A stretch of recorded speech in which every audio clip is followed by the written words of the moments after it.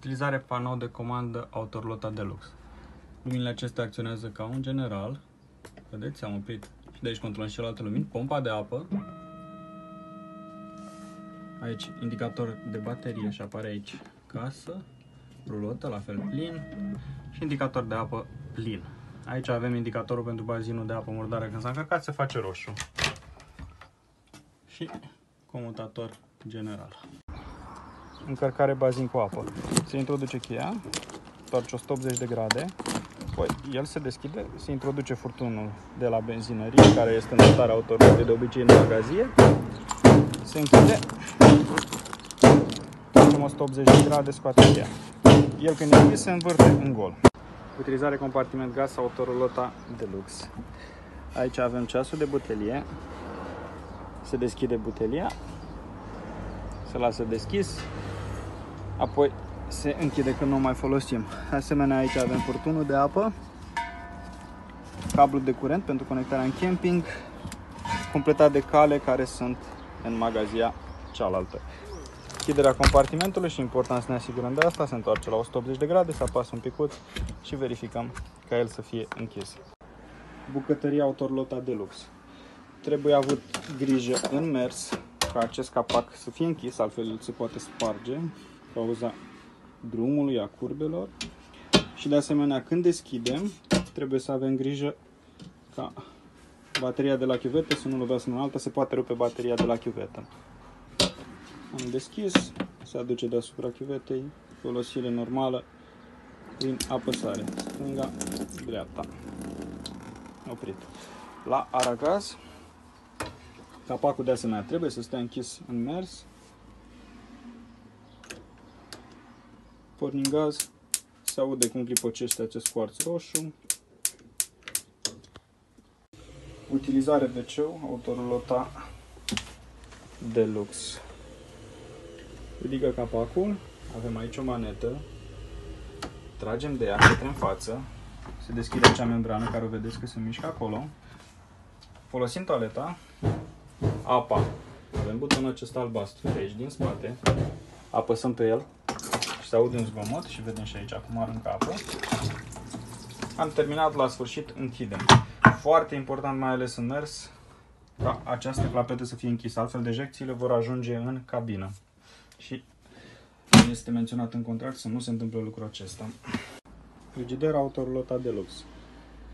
Păsăm pe butonul mare, LED roșu și apoi comutăm una dintre surse. Auto, el își alege singur sursa în mers, baterie 12V, staționar pe gaz sau dacă suntem în camping pe 230. Dacă vrem noi să-i dăm automat, suntem conectați în camping, comutăm pe 230, el va merge pe 230.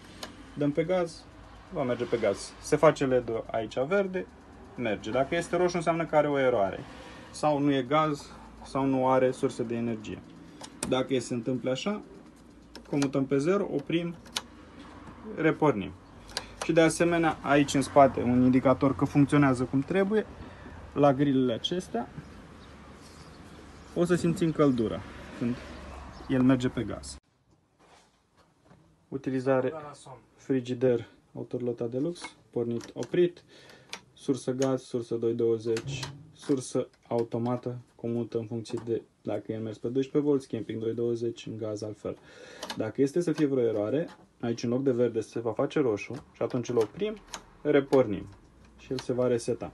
Iar aici avem nivelul de răcire, indicat să fie undeva la mijloc, nici prea cald, nici foarte rece, oprim la sfârșit. De asemenea, ele au o poziție anti de aerisire, care e intermediară, și poziția de blocat în mers, pentru că el se poate deschide. Și important în mers, ușile să fie blocate. Utilizare toaletă Autorlota Deluxe și golirea vasului fosei septice. Întoarce cheia la 90 de grade, se apasă, acum e desfăcută, mai avem un blocator jos, ținând apăsat amândouă, se deschide. Ca să putem elibera fosa septică, avem clapeta aceasta galbenă, apăsăm pe ea, tragem. De asemenea, important, el nu va ieși dacă clapeta din interior, membrana aceea neagră, nu este deblocată, îl va bloca. Ne asigurăm și acolo, dacă vedem că nu merge, nu forțăm. L-am scos, se învârte pâlnia aceasta de descărcare. Mergem la zona desemnată pentru golire, fie în camping, fie la orice toaletă dintr-o benzinărie, se deșurubează, cam așa, și pur și simplu întoarcem și golim în vasul de toaletă. La sfârșit, foarte important să închidem bine și la fel se reintroduce până trece de acest obstacol și se aude un click. Acum este blocată și poate fi folosită. De asemenea, înainte de folosire, se poate și prin WC arunca o pastilă sau putem și așa. După ce am golit-o, am tras clapeta asta. Avem aici valva de manevrare manuală. Pastilele arată cam așa. Și aruncăm o pastilă în interior. Plus aproximativ jumătate de litru, 1 litru de apă ca să înceapă procesul de dizolvare. Apoi închidem. Important, până la capăt se aude un click care blochează. Reintroducem căpăcelul acesta suplimentar și așezăm la loc. Și la sfârșit închidem.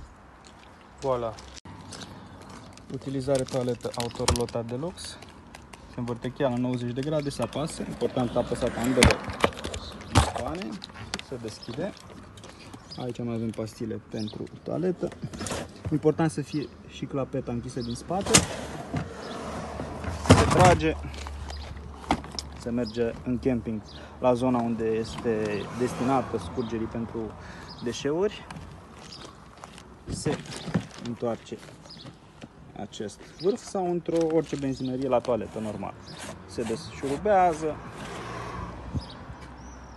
și apoi, folosind așa, se toarnă direct în vasul de toaletă sau în zona desemnată pentru dejecții. La fel, este important să se închidă foarte bine.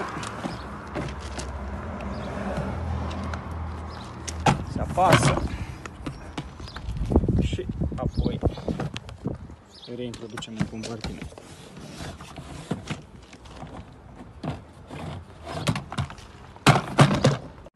Funcționare boiler Autorolota Deluxe.